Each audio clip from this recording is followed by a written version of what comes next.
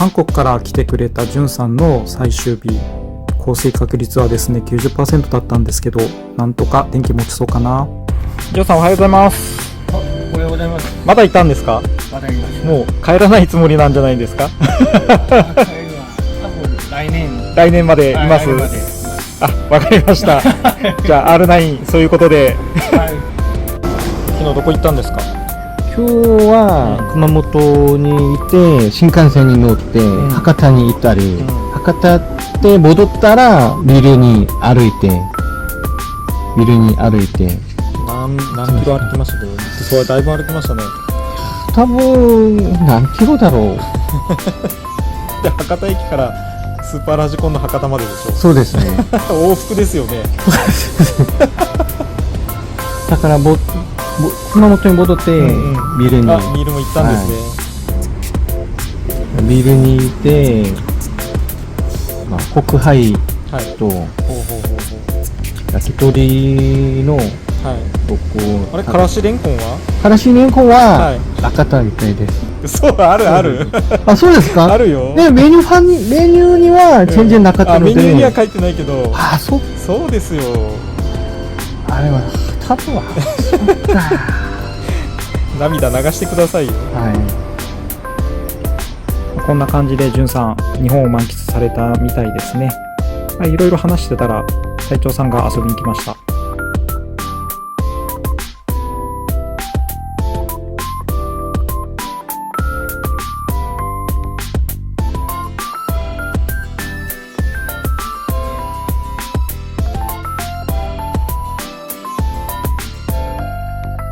最終日、じゅんさん楽しそうに走らせてました。本当ですね、降水確率 90% でなってたんですけど、じゅんさんの日頃の行いがよっぽどいいのか、なんとか、小雨ぐらいで、楽しく走れたみたいです。なかなか一緒に走るってことはできないですけど、いつも動画を見て一緒に課題を考えているので、離れていてもですね、一緒にやってる感じみたいですね。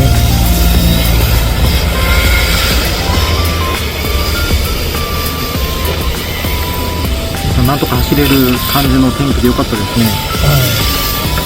どうですか、最終日。もう今日で帰らないといけないですから、絶対帰らないといけないです。そうですね。帰ってくださいよ。言いたくないね。